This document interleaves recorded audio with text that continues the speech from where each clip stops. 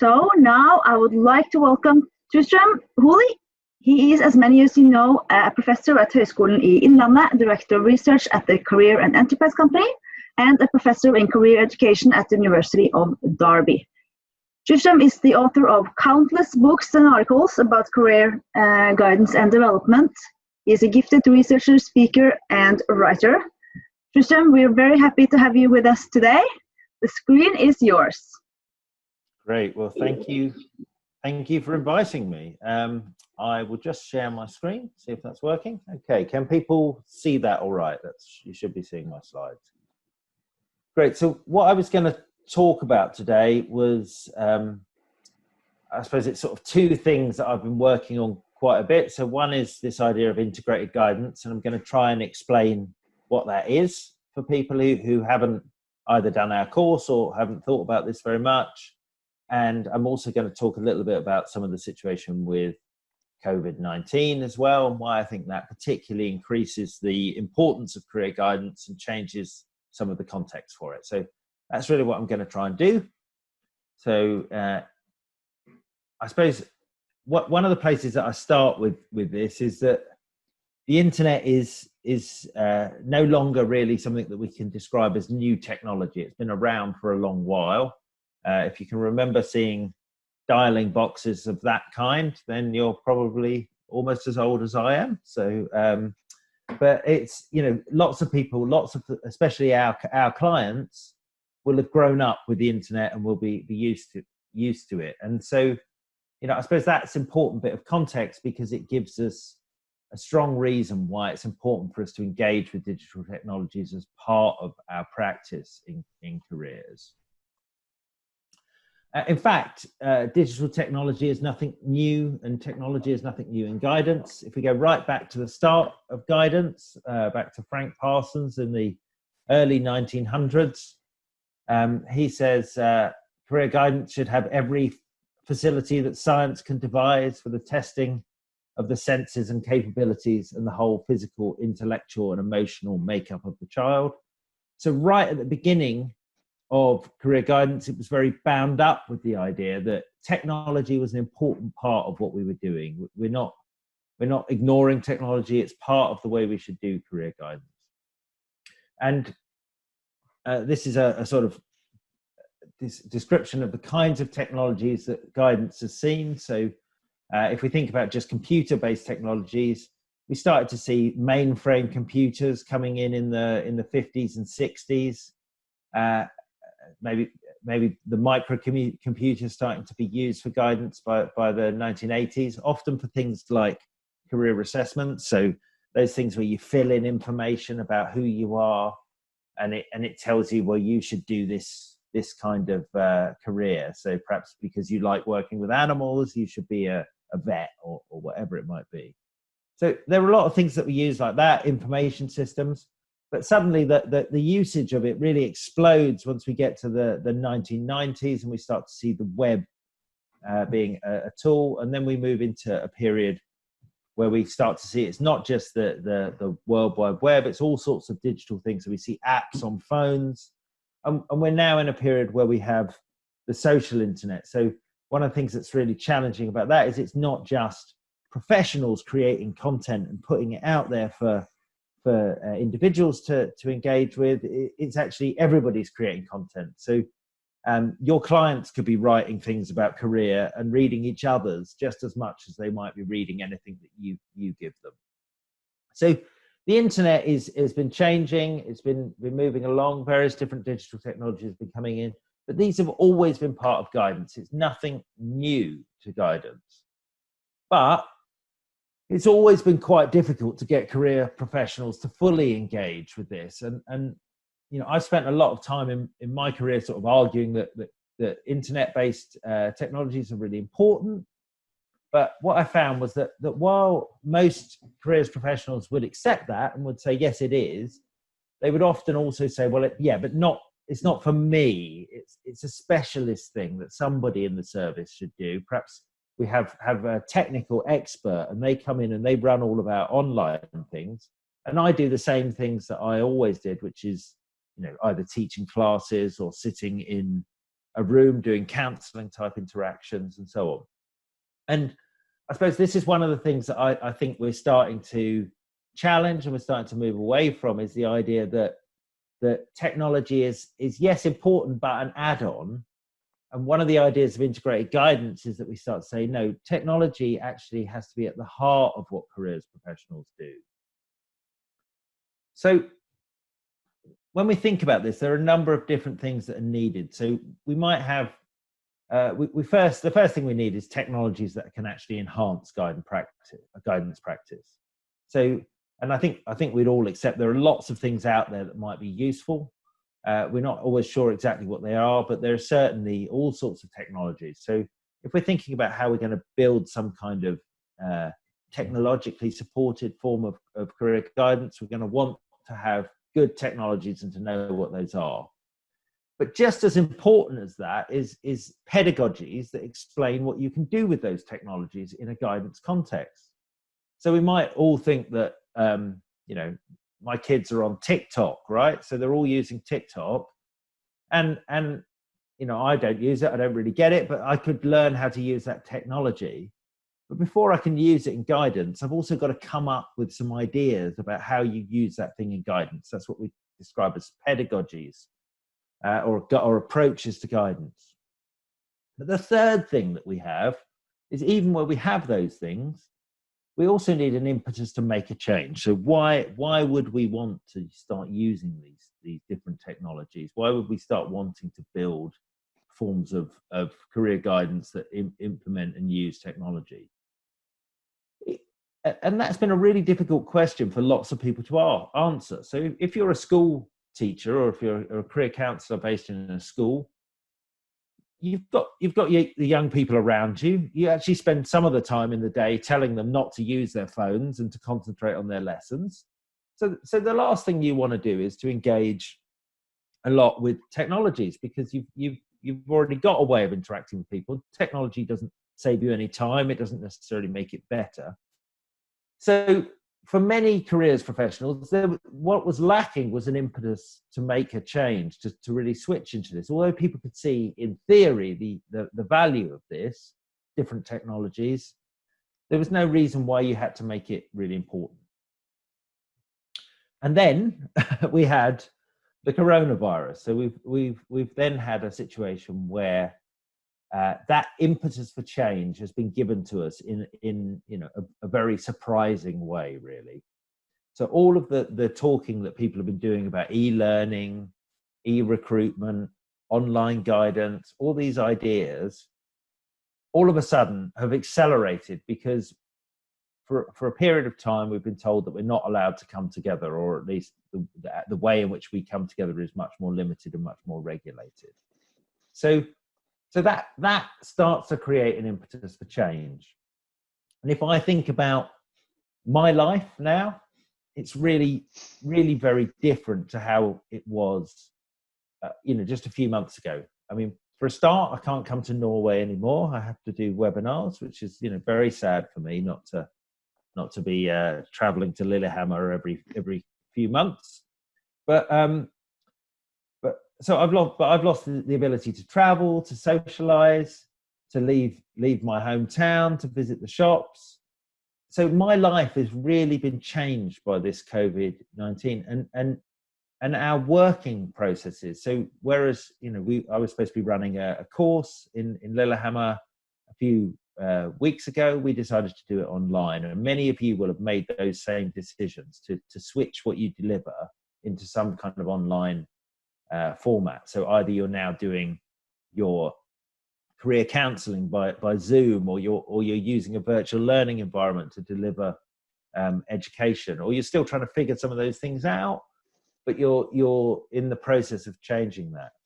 Now, obviously in Norway, some of this has started to go back. You've started to control the virus. We've not really managed to do that in the UK, so some of these things are going on a bit longer for us. But certainly the shock of having to change and having to rethink the way we deliver has really, I think, highlighted some of the issues for us. So what I wanted you to do now is I just want to give you about 5 minutes, and we'll break you into groups. And I just want you to talk a bit with the people in your group about how your life has changed, but particularly how has your working life changed? And are you now picking up and making use of digital technologies in a different way to you were before? Has this crisis, has it prompted you to innovate in the way your practice works? And I think one of the key questions really is, are you going to stick with that, or is the aim to go back to exactly how things were before and to dump everything that you've learned? Or is actually there are some things that maybe you think, oh, actually, no, that works a bit better to do that online or however you've changed it. So just want you to have about 5 minutes conversation about how your practice, how your working lives have changed as a result of this, and how you think it might change things permanently.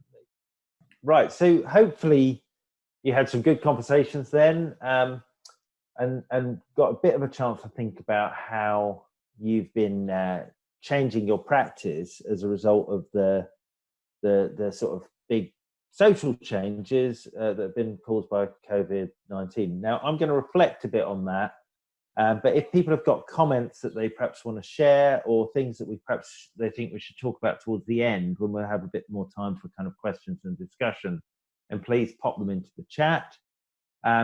What I'm going to do is just go on and say a little bit about how I see COVID-19 as having had a big difference to us.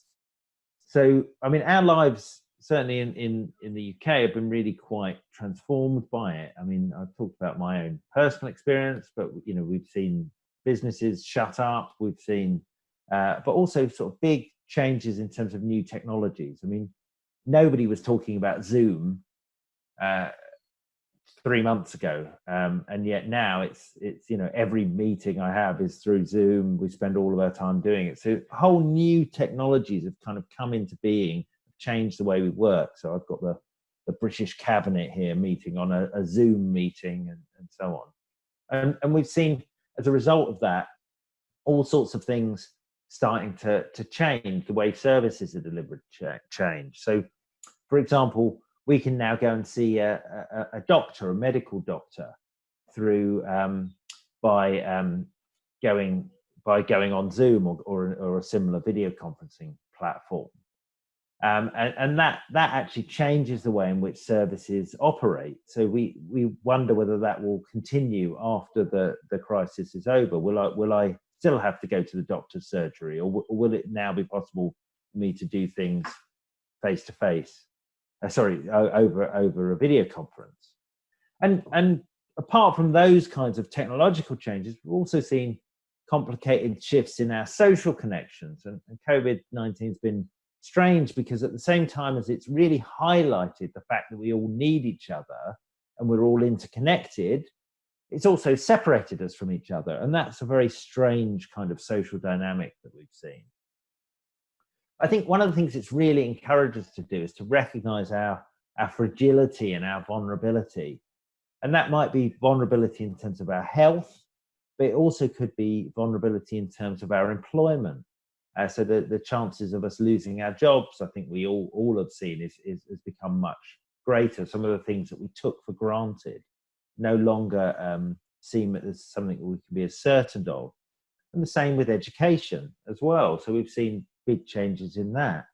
And all of these things have opened us up to thinking about some big issues. And ultimately, you know, the question of what is important to you, I think, has become really much more central to the way we're thinking about this. And so, you know, one of the things I'd invite you to think about, and also for you to discuss with people who you're working with in careers interviews, is how has the lockdown or the crisis, how has it changed what people think is important? And in an article that I wrote with Ronald Sultana and Maria Thompson, we said that the lockdown is what we called a pedagogic moment. It's a moment when people are learning and thinking about their lives. And in such a role, our role as careers workers is to help people to see that there are a range of different solutions to this crisis. We need to help them think through carefully and consider who benefits from each of them.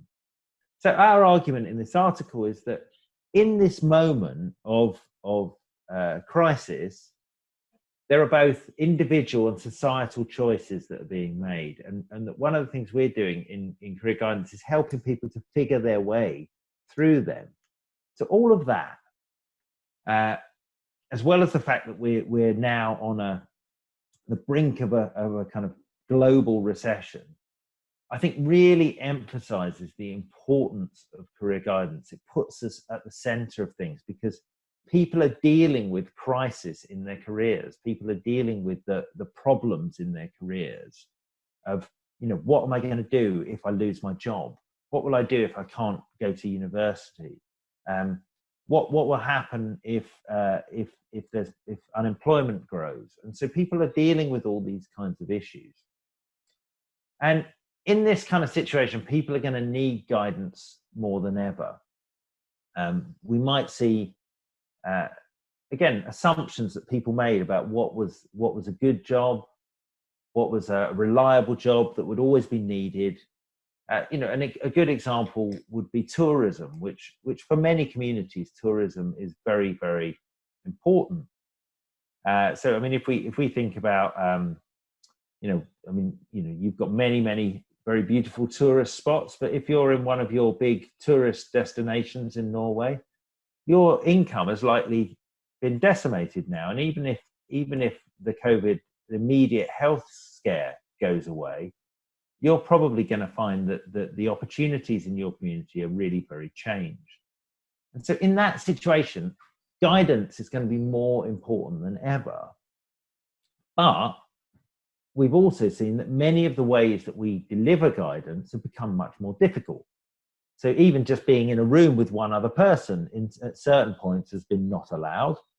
But if we think about the way much guidance is delivered through public employment centres like NAV or through universities or schools, the capacity to organise these kinds of large gatherings of people starts to become much less in the current situation. This requires us to think, I think, a lot about how we're going to carry on doing something, and this is where it creates this sort of dichotomy. Really, is that we, on one hand, our work has become so important, it's become so necessary, it's something that I think we can really feel that we're really one of the services that people are going to need most in a period of crisis, to help them to figure out how to spend their time, how to spend their life, how to spend their working time, what's a good bit of training to do, all these choices. How do they balance their family responsibilities, perhaps caring for people who might be ill, and with their working responsibilities? These are the processes, these are the stuff that career guidance is made of. But at the same time, many of the ways that we've traditionally delivered career guidance start to become more difficult. So I think we've learned a number of things. So one of the things is that all career services have to be able to operate in a blended, or indeed, in fact, in a wholly online way as part, going forward. We can't really start to see this as a specialist thing that we do for some people, but not for all. It's got to be possible for us to do everything we do online.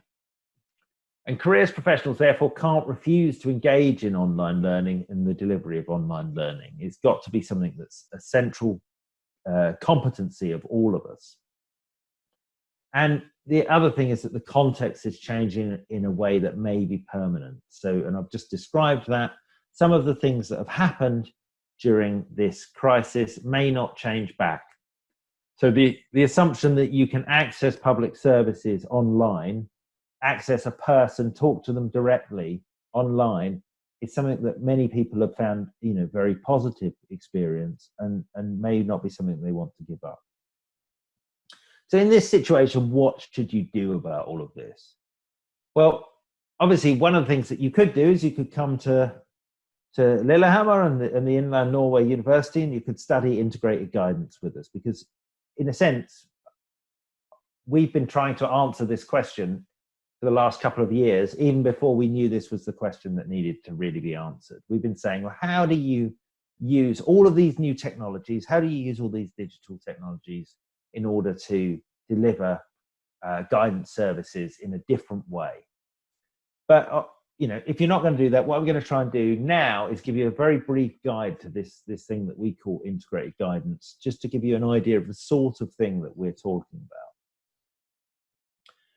So integrated guidance moves us away from thinking about a dichotomy between face-to-face and digital guidance. And I think that's been a very unhelpful way that people have seen it. So people have often wanted to say, well, either I like to see people face-to-face, I like to do counselling, I like to do teaching in a classroom, or I like to do things online, digital.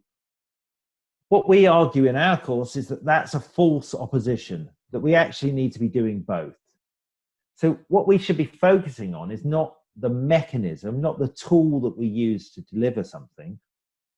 And a counselling interview is just a tool for helping people to think about their career, just as a website is just a tool, or a Facebook group is just a tool. So we want to move away from thinking about the tool and start to think about what is it we're actually trying to achieve? What career learning do we want to take place for an individual? And then we think about the mechanism. And that means that sometimes integrated guidance can be very digital. And the period of that we've just been through is a period when there was a strong case for it to be very, very digital. But in other times, it won't use any digital technologies at all. So integrated guidance is not just a fancy way of saying, put everything online. What we're saying is think carefully about what you're trying to get people to learn, what tools you have to help them to learn, and what's the best way to deliver that, the most efficient and effective way to deliver that learning. So that's where we get to integrated guidance. And we've got a number of key ideas, which I'm going to quickly just work through each of these key ideas. So in our course, we say, well, integrated guidance supports career learning and it builds digital career management skills. It uses an instructional design approach. I'm going to tell you a bit more about what that means in a second. It makes use of multiple technologies and approaches, and it takes a co-careering stance. So I'm going to just briefly kind of talk through some of these issues. So let's start with this. So the purpose of any guidance, and integrated guidance is no different in this, is that it should support career learning. And so when we're thinking about integrated guidance, the first thing we think about is what people need to learn in order to develop their careers. And obviously that's going to be different for different groups of people, even for different individuals. And so it's not about developing a one-size-fits-all approach. It's about thinking carefully about anybody you're working with, whether it's a group of young people or an individual who perhaps has recently been made redundant, who wants to get some career support. Think about what is it that person really needs to learn, and that's your first real task. Now, one of the important aspects of that is that we recognize that in the digital age, effective use of digital tools is likely to be a key element of career learning. So it's not going to be possible for most people to pursue their career without learning how, for example, to use a computer to word process a CV or a resume. It's not going to be possible for somebody to pursue their career very effectively without learning how to do an online application, or perhaps developing the skills to put themselves on LinkedIn, for example. So while we're very interested in all forms and we don't prejudge what somebody needs to learn in order to develop their career, we're very sensitive to the idea that one of the important competencies that people are going to need to learn is the idea of digital skills. Now, ideally, what we then do is decide in dialogue with learners what it is we want to achieve. And that then comes before we try and design the learning or choose a technology. So we don't start by saying, we're going to do guidance on Facebook. We start by saying, okay, we've got a group of young people. They don't necessarily like coming into the office. They're using computers a lot. Maybe they're on Facebook posting things to their friends. And maybe we should make use of that. And so what we're doing is we're doing an assessment. We're making a discussion with people, either individually or collectively, to figure out what works for them. And then we're deciding what it is that we think they need to learn in order to move them forward. And only at that point do we start thinking about technologies. So that's our kind of fundamental principle, that we put learning and the individual at the base of this. And then we use this thing which is we call an instructional design approach. And so what instructional design says is the basic idea is use the right tool for the right job. So this guy here is using a massive screwdriver to try and hammer in a nail. It's not going to work well for him. So you need to think about, and this is really an extension of what I've just said, that you start with what people need to learn, you start with where they are, and then you use the tools that work for them. So one of the ideas that instructional design teaches us is that we're always designing instructional teaching. It's not that this is something that only happens when we move online. So if we're in a classroom, a conventional classroom, we've perhaps got 30 students and they're sitting looking at us, and we've got perhaps a whiteboard behind us. There's a whole set of decisions that we've made, or somebody has made, about the instructional design of that encounter. So we've decided that a whiteboard is an important technology because we want to write things for them to read. We've also decided that the teacher should be facing one way and the student should be facing another way. These are instructional design approaches. And what instructional design asks us to do is to think carefully about the decisions that we are making or are being made for us, and to decide whether they're the right ones. So, for example, one of the things that's often talked about in this kind of world is the idea of the flipped classroom. So the flipped classroom is the idea that instead of spending our time when we're with students telling them things, we should spend time with them, talking to them and listening to them. And actually the way to do that is that if before they come to our class, we provide them with information. So we say, well, before you come to a session with me, watch this video. Perhaps it's a lecture you've given, perhaps it's a resource you found from somewhere else that tells them the things that you would have previously told them. You can then spend the time actually doing things in a more interactive way that might be more useful for them. So that's the kind of thing that you start to, as you start to think about the decisions you're making, you realize that often we're making a lot of decisions about how we organize our guidance or our teaching and learning that are not decisions that we've consciously made. And instructional design asks us to make them more consciously, and then to think about whether any technology could help us to do these things better. And it also says that we make use of multiple technologies and approaches. So the idea is not to switch from I do all of my career guidance as a one-to-one counseling session to I do all of my career guidance on social media. The idea is to have a blend and to use different integrated technologies as you see them to be appropriate. So in this example, you've got students who are accessing some resources online, but they're still in the classroom.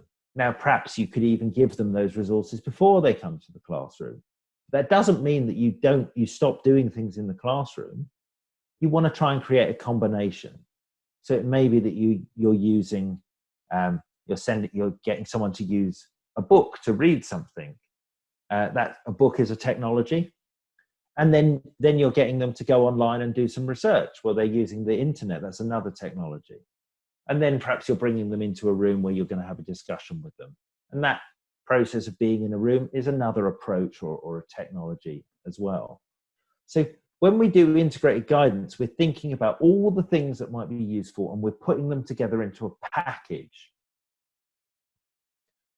And our final thing, sort of key principle that we have when we're thinking about integrated guidance, is that we take a co-careering stance. And this draws on some of the work of Jaana Kettunen from Finland, where she talks about this idea of co-careering as defining how career guidance should work in the modern world. And one of the reasons why co-careering is important is that what it moves us away from the idea is that you've got somebody who doesn't know very much, and then you've got an expert, a teacher, or you've got somebody who needs a lot of help, and you've got a counselor or a guidance professional, and that person is the expert, and that's the only person who can help that person, depending on which approach you're using. What we recognize in the co-careering approach is that individuals are part of networks. They have lots and lots of resources, of which you are only one. And so you're trying to help them by helping them not only to take advantage of you as a resource, but also to take advantage of all the other resources around them. And you're also recognizing that because you're only one point of that network, you don't know as much as they do about many of the questions that they've got. So they are the expert in their own lives, but they also are the center of their own network. And you're trying to help them to make use of it, but you're not trying to solve all their problems for them and lead them in every way. So we take these different principles together, and it gives us a set of ways to think about learning and career guidance that are different and move us away from this question, which is often where people start when they start to think about digital guidance, which is, what software should I use? And what we're saying in the integrated guidance way of thinking about this is actually many of the tools that you can use, should I use Zoom, or should I use Teams, or should I use Skype, or whatever? That doesn't matter. Think about the technologies. We use this term affordances. What things does this technology afford you? What does it allow you to do? But in many cases, different technologies will allow you to do very similar things. And so, yes, you need to get better at using different kinds of software, but what you really need to be trying to think about is, what are you using them for? What is it you want to try and do? If you want to try and do a one-to-one interaction with someone using video, there are many tools that you can use. And in our course, we're not particularly interested in which one you use. We're much more interested in how you use it. So ultimately, integrated guidance is about putting you in control of the technology to deliver the clients that your guidance needs. And I think often one of the things that worries guidance professionals when they're thinking about guidance is that they see guidance, technologically based guidance as being kind of controlled by the technology, doing what the technology wants them to do, only using one technology. In our case, our answer to that will be to say, don't use one technology, use many technologies, and take the bits that you want and build them together into an approach that makes sense for you and your clients to work with. And in some cases, that might use no digital technologies at all. It might entirely be about being in a classroom with a pencil and paper and writing. And in other cases, it might be highly digital. And you might be working with somebody who lives on the other side of the country and talking to them mainly through digital technologies. The important thing about COVID-19 is that it has increased the need for those digital technologies. And that's why this idea of instructional design and digital integrated guidance is helpful, because it allows us to recognize that the situation has changed, and so our approach to delivering career learning needs to change as well. There's some references there if you want to follow any of this up, but to bring this together into some conclusions before we have a few minutes for some questions and discussion, I would say that COVID-19 is changing the environment for guidance. And one of the things that it's done, not the only thing, but an important thing that it's done, is accelerated the adoption of new technologies. And I think it's important to take an active and considered approach to the use of these technologies, because integrated guidance offers you a framework for designing career learning that makes use of these technologies but isn't ruled by them. So we start from the learning, we start from the client, and then we deploy technology as appropriate. And ultimately, our message is, don't get hung up on the tools, but actually think about how you can deploy them. and use them as you see fit and as they're useful to you. So I'm going to finish there, but I'm really happy to take some questions. If you want to get in touch with me, there's various ways to do that there. My blog, I'll put these slides up. I think they'll also be circulated later if you wanted any of them as well. Ja, jeg har jo fått gleden av å komme I et sånt lite krasjkurs I integrert karriereveiledning. Nå har jo Tristan sagt mye om det her overbyggende tankegodset som har ført at vi har formulert akkurat sånn som vi har. Så jeg skal prøve å ikke si så fryktelig mye mer om det. Jeg skal prøve å gå mer inn på det praktiske. Altså hvordan kan du rett og slett legge det opp, og hvilke problemstillinger har folk møtt på når de har jobbet med integrert karriereveiledning gjennom det her kurset da. Og ellers. Så ser jeg at vi har med oss både nye og gamle studenter, eller alle vel alumni siden vi har avsluttet årets kurs, men jeg ser at vi har med oss studenter både fra I år og fra I fjor, og det synes jeg kjempeartig, og det kjempeartig hvis dere også blir med å dele erfaringer dere har hatt. Temaet I dag, jeg har satt opp hva integrert karriereveiledning og aktiviteter. Jeg har satt opp hva integrert karriereveiledning fordi at jeg vil understreke dette læringsaspektet ved integrert karriereveiledning. Og det handler om ikke bare det tekniske, hvordan få det til, men hvordan tenke pedagogikk rundt det man prøver å få til I karriereveiledning. Så I forbindelse med det så skal jeg snakke litt om hvordan vi blander forskjellige moduser, hvordan vi tenker struktur, og hvordan muligheter og begrensninger også har med etiske og praktiske problemstillinger å gjøre. Skal vi også komme bort I.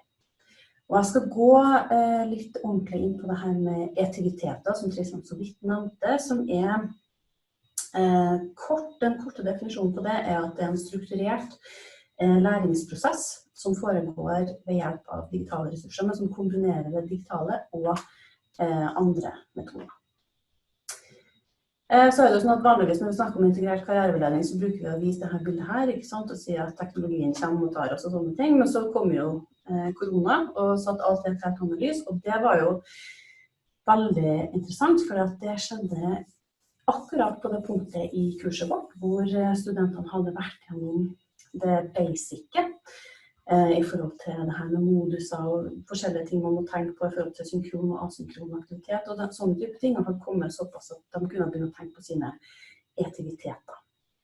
Og korona aktualiserte det her veldig. Og det fikk veldig fart på utviklingen av de her forskjellige aktivitetene og veiledningsoppleggene som de hadde begynt å jobbe så vidt med. Og de var nok antageligvis jeg må komme litt lenger, men de var nok også der at de var litt på samme stadium som folk jeg har snakket med som ikke har blitt introdusert for denne integrert karriereveiledningsparadigmet tidligere da, I forhold til hva de gjorde når at koronaen slo inn. Så ble det jo veldig mye telefon selvfølgelig, og veldig mye veiledning på videolink. Men så spør man seg, ok, det her? Det bare det her som integrert karriereveiledning? Det kun det her vi kan holde på med når vi skal gi karriereveiledning I det digitale? Og det kan jeg godt forstå, fordi at det på en måte der det det enkleste å ta tak I.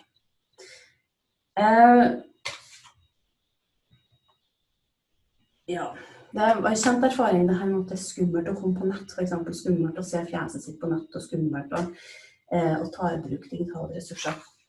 Og det syntes også våre studenter, husker jeg, fra begynnelsen av kurset både I år og I fjor, når det første oppgave var å lage en video, hvor man presenterer seg selv og legger ut I vårt diskusjonsforum.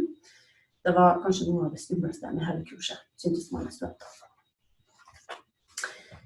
Jeg har lyst til å snakke litt om denne artikkelen som jeg og Tristan og Erik Haug skrev I forkant av det kurset her I fjor. Den heter Moving from Information Provision to Co-Careering. Integrated Guidance as a New Approach to E-Guidance in Norway. Og det var egentlig her vi prøvde å formulere hva vi tenker at integrert karriereveiledning skal være for noe I Norge. For vi så at her det noen helt unike muligheter til å utvikle dette fagfeltet Karriereveiledning I stor vekst.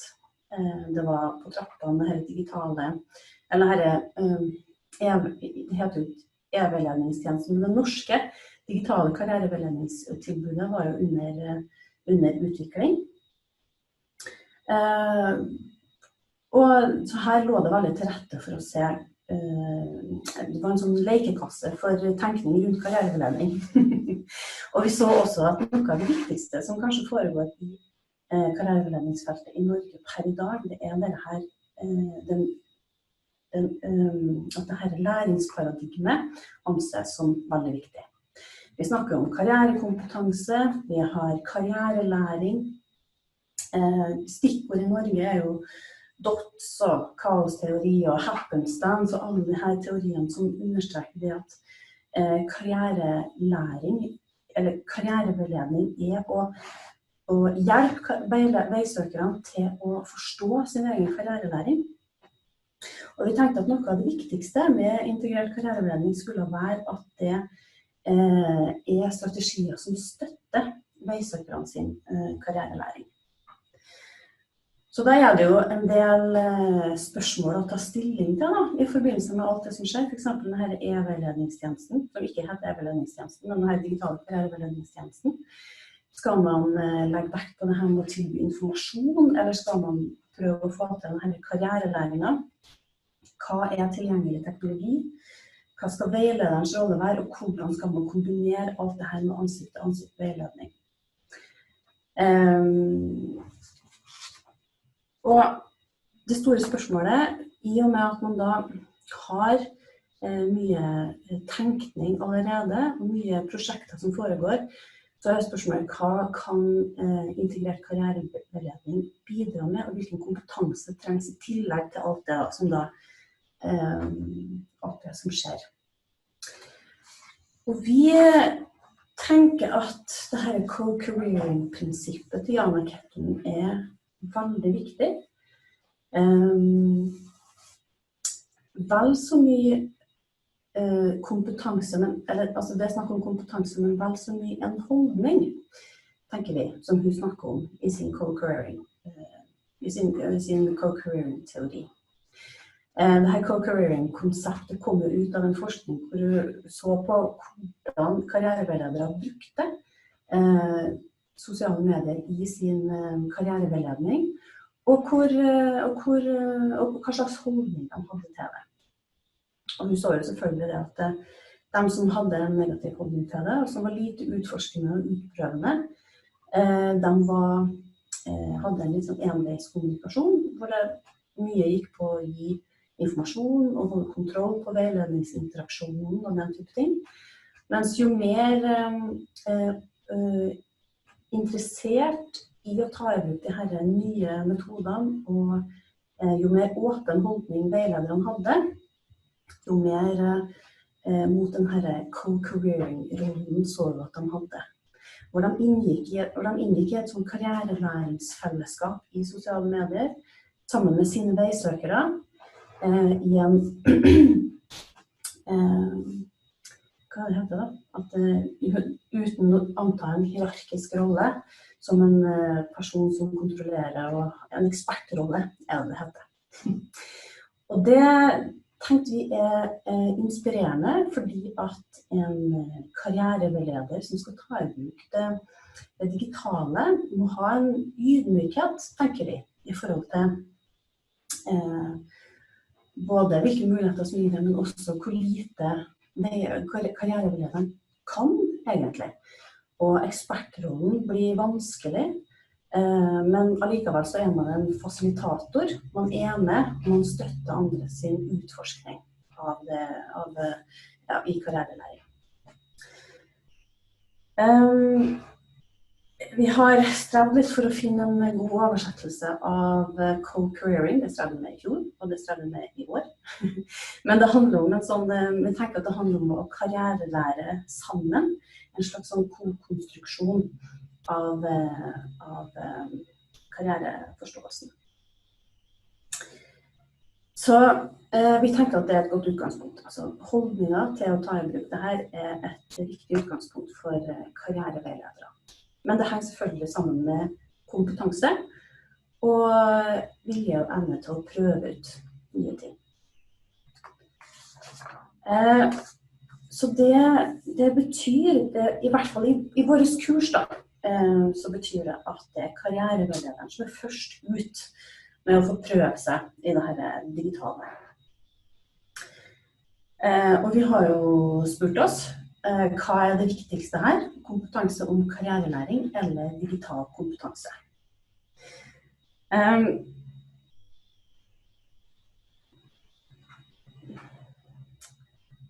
Og det et veldig godt spørsmål, faktisk. Fordi at det gjenspeiler seg i de utfordringene som studentene har kommet til dette kurset i integrert karrierelæring med. Det har vært mye forskjellig problematikk som studentene har hatt med seg inn i dette kurset her, som de har ønsket å løse. Og nå det klart at et viktig poeng på Tristram her i sted, det var jo det at integrert karriereveiledning ønsker å ta utgangspunkt i veisøkerens behov og veisøkerens utgangspunkt, både i forhold til hvilken kompetanse det veisøkeren allerede har, men hva det veisøkeren trenger å lære. Men så det også det at karriereveilederen har noen behov, og det integrerte karriereveiledningsstrategiene skal også bistå med for eksempel å løse det her med avstand, med pågang på karrieresenter og så videre. Og det var det som var utgangspunktet til karriereveilederne når de kom.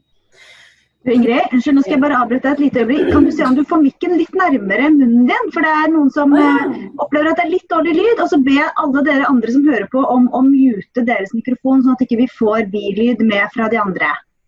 Så tror jeg det blir bedre. Tusen takk. Ble det bedre nå? Ja, jeg tror det blir litt bedre nå. Prøv du. Skal vi se. Ja, men det kan jo være at jeg bruker feil mikrofon, vet du. Men jeg kan si ferdig det jeg har å si nå, så tar vi en liten pause i sånne breakout rooms, og så skal jeg prøve å se på teknikken. For det jeg hadde lyst til å si, det var det at det her med studentene kom med veldig forskjellige problemstillinger, gjenspeiler også hva man kan bruke integrert karriereveiledning til. Det var en student som kom med en utfordring som var det at han brukte forferdelig mye tid på å få sine veisøkere til å fungere i karriereverktøy. Han brukte mye tid på innlogging, på kunnskap, på hvordan han skulle komme seg inn og i hele tatt komme i gang. Så det han trengte, det var det å få opp deres kompetanse på karriereverktøy, sånn at de kunne få mer ut av samtalen. Vi har også hatt studenter som har kommet med problematikk som går på voldsom pågang på karrieresenteret for eksempel, med et behov for å kunne sette i gang en prosess hos veisøkerne som gjør at de har mer kompetanse, har kommet et lite stykke på veien når de først kommer inn til samtale. Vi hadde også et veldig interessant case med en student som hadde laget et fantastisk flott digitalt opplegg for sine veisøkere, men ved kursets slutt fant ut at du var nødt til å integrere ansikt-til-ansikt-veiledning for å få dette opplegget sitt til å fungere. Og som sagt, som jeg nevnte litt om det her i sted, så har vi det her med store avstander og praktiske problemstillinger. Så det her med instruksjonsdesign og integrert karriereveiledning, det handler både om behovene hos dem som skal lære, og det som skal læres. Og det handler om hvordan skal man oppnå dette kunnskapsmålet. Og det her høres litt hårete og var litt sånn stort og vanskelig ut. Men vi skal snakke litt mer om det etter denne pausen, som jeg har tenkt å introdusere akkurat nå. Så da kan du bare fortsette, Ingrid. Ja. Ja, jeg har jo lovt litt mer sånn her praktisk. Har du videoen av deg? Ja, da har jeg vel glemt det, vet du. Herlighet. Som sagt, jeg har overlatt alt ansvaret til deg, Marianne. Det går så bra. Da glemmer jeg å tenke selv. Jo, men jeg lovte i hvert fall litt mer sånne praktiske ting da, enn hva Tristram hadde i sin presentasjon. Og jeg kan trekke opp det her blended learning-konseptet som han så vidt var inne på, som en slags sånn strategi da. Fordi at det som han sa, det jo det at det å ta i bruk digitale hjelpemidler gir så mange muligheter. Som hvis man tenker klasseromsundervisning da, eller annen form for karrierelæring ikke gir. Og det her med flipped classroom, det betyr jo det at du bytter på når det du gjør hva i forhold til den tradisjonelle modellen, hvor du har undervisning i klasserommet og hjemmelekser, og så det måten å lære på. Men det her forskjellige begrepene her, rotasjonsmodell, fleksmodell, blande selv og beriket virtuell modell, det handler om i hva legger du vekt på når du møter dine veisøkere, og hva det du tenker at de kan gjøre selv, og hva det du tenker at de kan gjøre sammen med andre veisøkere. Det også et viktig aspekt i det her.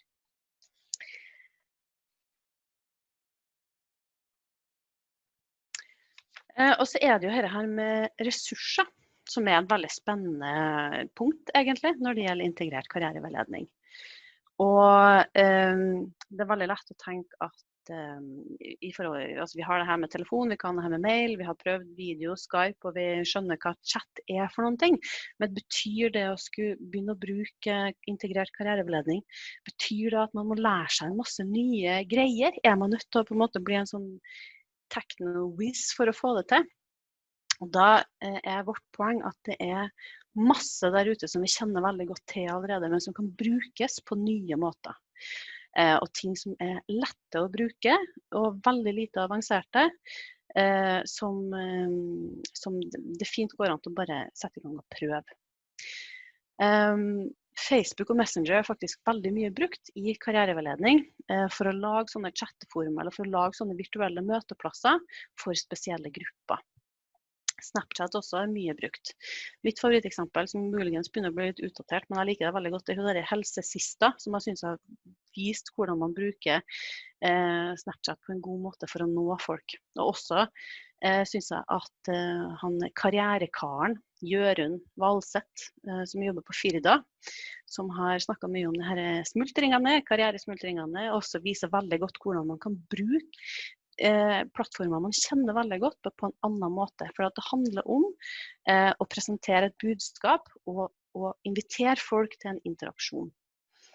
Og opp gjennom dette kurset har vi hatt studenter som har hatt veldig mye forskjellige plattformer med seg fra sine arbeidssituasjoner, for eksempel Teams, Google Classroom, It's Learning, Canvas, UTV-pakken, karriereverktøy.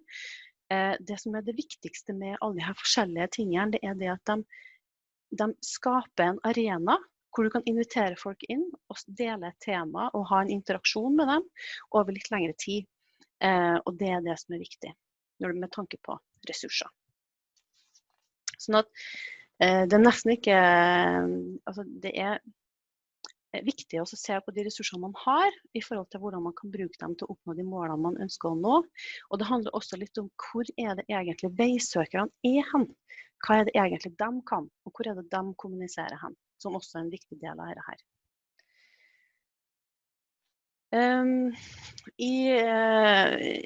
Når det gjelder her med begreper og sånn, så det 2 hovedinndelinger vi jobber med. I integrert karriereveiledning som handler om hvordan kommunisere, og hvordan ønsker man å strukturere denne interaksjonen.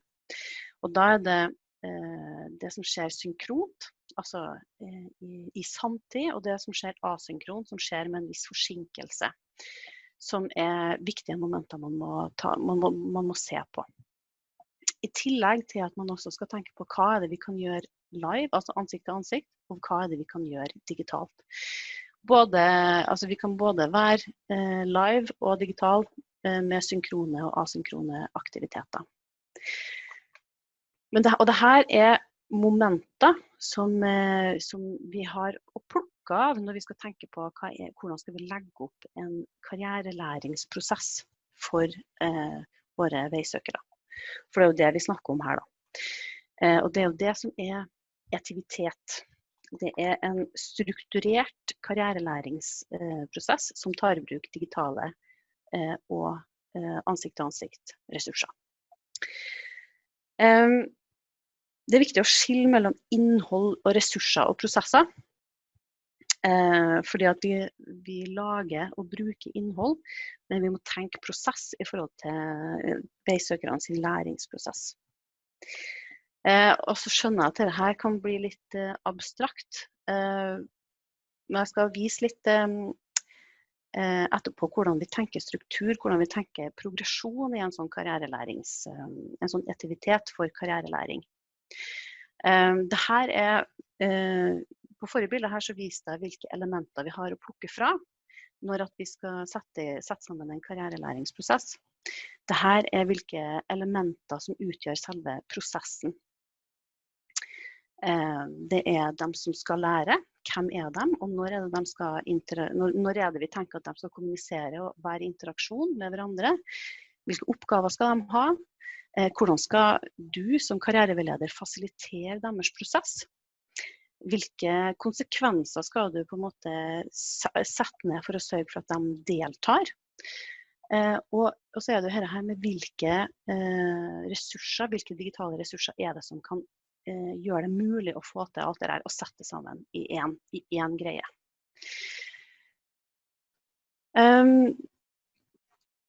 Det som da, det at vi tenker at vi bruker veldig mye denne læringspedagogen Jilly Salmon, som har jobbet mye med hvordan få til læringsprosesser på nett. Og dette hennes idé om hvordan man kan legge til rette for en god læringsprosess på nett. Og dette også det vi bruker som en slags kjernepedagogikk i faget integrert karriereveiledning. Og egentlig så det sånn at som studenter i integrert karriereveiledning så får du lov til å gå gjennom akkurat den samme prosessen som du som karriereveileder senere skal designe og få dine veisøkere igjennom. Og grunnen til det at det vi tenker at det viktig også å ha kjent det litt på kroppen, hva det for noen ting. Jilly Salmon sier det at i utgangspunktet så må du lage en plattform som inviterer til deltakelse. Og her må du ha i tankene at det ikke alle som nødvendigvis har den digitale kompetansen som gjør det så enkelt for dem å bare delta på hva det nå ønsker være. Og det kan jo godt gjelde en selv også, at det kan være at den digitale kompetansen kan man oppleve som et hinder. Så det handler om å opprette en plattform og skape et litt varmt og et miljø som ønsker folk velkommen, uansett hvilke forutsetninger de har. Det med å bygge tilgang og det å motivere folk til å delta. Der veilederens rolle som fasilitator, den viktig sånn til å begynne med, og etter hvert så vil dette samfunnet leve litt av seg selv. Så det jo snakk om å få folk til å begynne å snakke sammen, og det det her med sosialisering, det å få folk til å si litt om hvem de hva slags utgangspunkt de har, og hva de ønsker. Og igjen så så må du som fasilitator og veileder, må du være den som kanskje dytter litt på i starten, for at dette samfunnet skal leve litt av seg selv etter hvert. Når du da har bygd denne plattformen, og du har bygd denne tryggheten, og får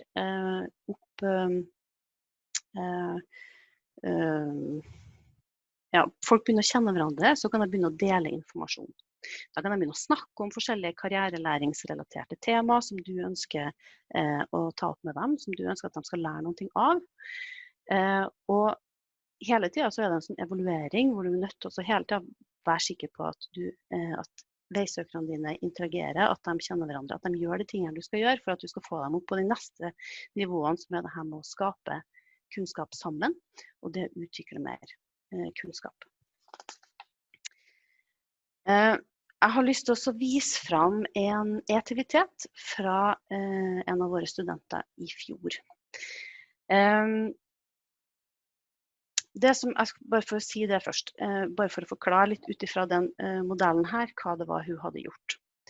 Hennes utgangspunkt var at hun var lærer på en skole, en idrettsungdomsskole, hvor studentene eller elevene var mye ute og reiste i de periodene hvor hun var nødt til å ha tak i dem, for å gi dem informasjon om videregående og ha veiledning og samtaler. Men hun klarte ikke å få til et strukturert opplegg på det, fordi at det var så usikkert når de var der, og når hun fikk tak i dem. Så hun ønsket å lage et integrert karriereveiledningsopplegg som ga dem den informasjonen de trengte, og ga muligheten til å nå dem, og sikre seg at de hadde fått den informasjonen som hun ønsket at de skulle ha, og at de hadde prosessert det, og at de hadde kommet et stykke videre i sin kunnskap og i sin utvikling mot det å gjøre et valg for videregående.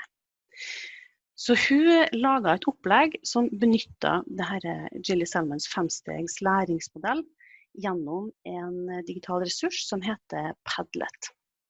Og Padlet en wiki. Det en plattform på nettet hvor de som bruker det lager innholdet og poster, og sånn sett lager et oppslagsverktøy, som da handler om et spesielt tema som da studenten vår hadde definert. Så det hun har gjort rett og slett det at hun laget en prosess. Hun sier at målet for denne avsluttende aktiviteten at dere skal søke på en jobb. Men for å komme dit, så skal de samarbeide på nett, de skal bli godt kjent, de skal jobbe med CV og søknad og øve seg på intervju. Og de skal, når de kommer til slutten av denne prosessen her, så skal de få lov til å evaluere selv om de føler seg noe mer rustet i forhold til det å de må søke jobb. Så hun hadde jobbet med det her med søknad og sånt. Jeg hadde ikke jobbet med valg av videregående, det kan jo være litt greit å få sagt. Så det starter med, det jo det at hun lager denne plattformen, for du prøver å invitere dem inn og få dem til å forstå hva dette dreier seg om. Og det neste denne sosialiseringsprosessen, hvor hun ber dem om å lage en video av seg selv og presentere seg, og legge det her, link til det på denne Padlet. Hun ber dem også om å se andre sine videoer og trykke like på dem for å vise at de har vært inne og sett, og at de har deltatt. Det denne konsekvensen som jeg snakket om. Og så leder de videre i denne prosessen her og bygger opp en kompleksitet.